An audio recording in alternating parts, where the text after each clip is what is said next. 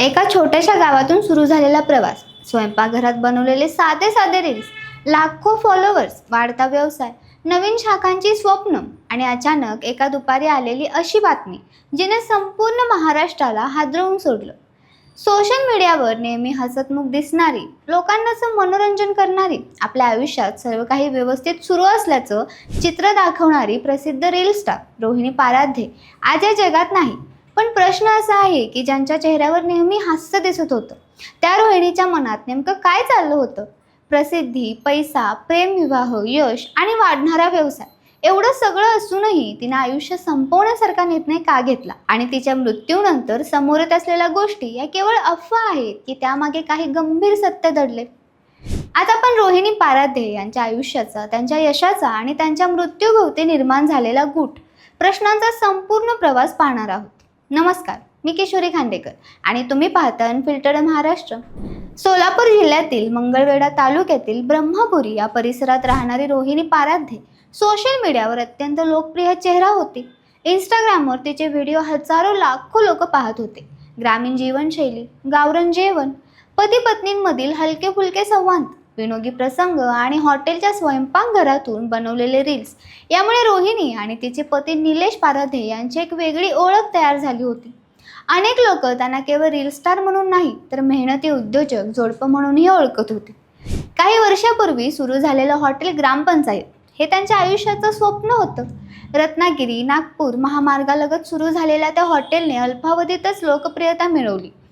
Social मीडियावरील प्रसिद्धीचा फायदा व्यवसायालाही झाला. लोक खास त्यांच्या हॉटेल पाहण्यासाठी आणि त्यांचं हातचं जेवण खाण्यासाठी येऊ लागले. प्रत्येक नवीन रीलसोबत त्यांचा व्यवसाय वाढत होता. प्रत्येक नवीन व्हिडिओसोबत त्यांची लोकप्रियता वाढत होती. मात्र 27 मे 2026च्या दुपारी अचानक सगळं काही बदललं. ब्रह्मपुरी येथील हॉटेल ग्रामपंचायतच्या स्वयंपाकघरात रोहिणी पाराध्ये यांनी गळफास घेतल्याची माहिती समोर आली. दुपारच्या सुमारास घडलेल्या या घटनेने परिसरात एकच खळबळ उडाली. ज्या स्वयंपाकघरातून ती लोकांना हसवत होती, त्याच ठिकाणी तिचं जीवन संपलं होतं. ही बातमी सोशल मीडियावर वाऱ्यासारखी पसरली आणि लाखो चाहत्यांना धक्का बसला. घटनेची माहिती मिळताच तिचे पती निलेश पाराध्ये यांनी तिला तातडीने खाली उतरवून रुग्णालयात नेलं. पण डॉक्टरांनी तिला मृत घोषित केलं. काही मिनिटातच सोशल मीडियावर श्रद्धांजलीच्या पोस्टचा पूर आला. लोकांना विश्वासच बसत नव्हता की कालपर्यंत रील्समध्ये हसणारी रोहिणी आज कायमची निघून गेली आहे. पण या घटनेनंतर खऱ्या चर्चेला सुरुवात झाली. रोहिणीने असं पाऊल का उचललं? नेमकं काय घडलं होतं? तिच्या आयुष्यात असा कोणता ताण होता जो कोणालाच दिसत नव्हता? हे प्रश्न सतत विचारले जाऊ लागले. तपासादरम्यान आणि विविध माध्यमांमधून समोर आलेल्या माहितीनुसार रोहिणीचं वैयक्तिक आयुष्य दिसत होतं तितकं सोपं नव्हतं. निलेश पाराध्यला भेटण्यापूर्वी तिचं एक लग्न झालं होतं. पहिल्या वैवाहिक आयुष्यातील अडचणीनंतर ती त्या नात्यातून वेगळी झाली होती. त्यानंतर तिची निलेशची भेट झाली. दोघे प्रेमात पडले आणि त्यांनी प्रेमविवाह केला. अनेकांनी सांगितलं की हा आंतरजातीय विवाह होता आणि सुरुवातीला काही विरोधही झाला होता. मात्र दोघांनी सर्व अडचणींवर मात करत एकत्र आयुष्य सुरू केलं. यानंतर त्यांच्या आयुष्यात सोशल मीडिया आला. रील्स व्हायरल होऊ लागले, फॉलोअर्स वाढू लागले, व्यवसाय वाढू लागला आणि त्यांचं नाव संपूर्ण महाराष्ट्रात पोहोचलं. बाहेरून पाहताना सगळं काही परफेक्ट वाटत होतं. पण अनेकदा सोशल मीडियावर दिसणारे आयुष्य आणि वास्तव यामध्ये मोठा फरक असतो. अलीकडच्या काळात हॉटेल ग्रामपंचायतच्या आणखी 2 शाखा सुरू करण्याचं नियोजन सुरू होतं. व्यवसाय विस्तार म्हणजे अधिक गुंतवणूक, अधिक जबाबदाऱ्या, अधिक कर्मचारी आणि अधिक आर्थिक जोखीम. काही वृत्तांनुसार या विस्तारामुळे आर्थिक ताण वाढला होता.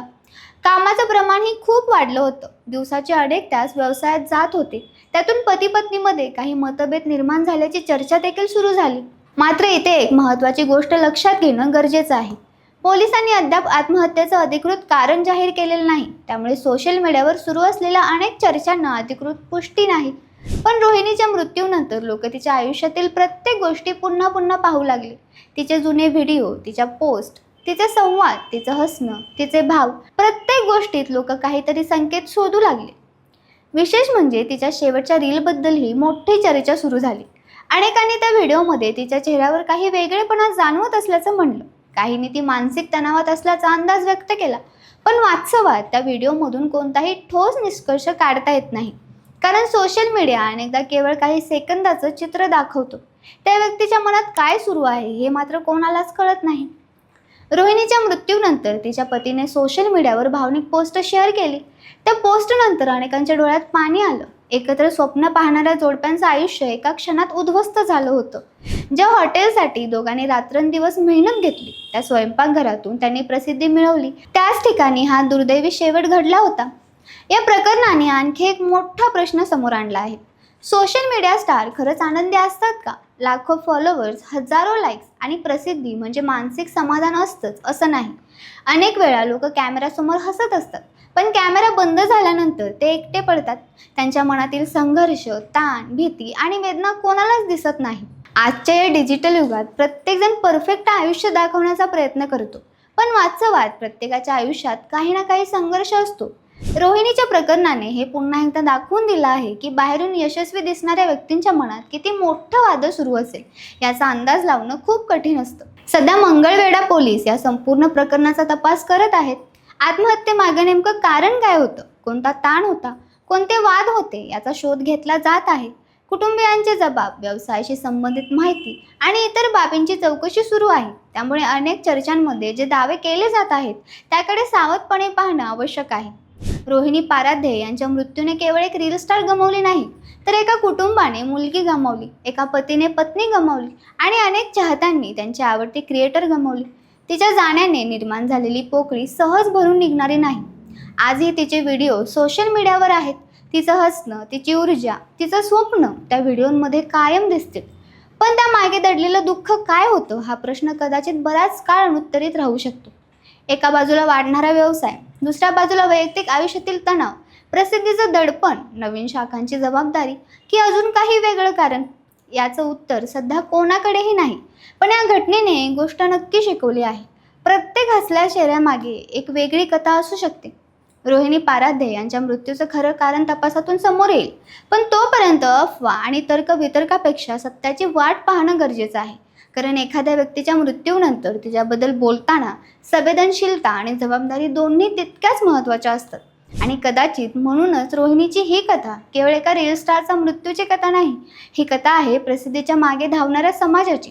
ही कथा आहे सोशल मीडियाच्या चमकदार दुनियेची. आणि ही कथा आहे त्या न दिसणाऱ्या संघर्षाची, जे अनेकदा कॅमेऱ्याच्या फ्रेमच्या बाहेर सुरू असतात. रोहिणी आज आपल्यात नाही, पण तिच्या आयुष्याने आणि तिच्या अचानक झालेल्या जाण्याने अनेक प्रश्न मागे सोडले आहेत. त्या प्रश्नांची उत्तरं मिळतील की नाही हे काळच ठरवेल. मात्र तिच्या चाहत्यांच्या मनात ती कायम हसमुख रोहिणी म्हणूनच जिवंत राहील. तुम्हाला जर ही माहिती आवडली असेल तर चॅनेलला लाईक करा, शेअर करा आणि सबस्क्राईब करायला विसरू नका. धन्यवाद.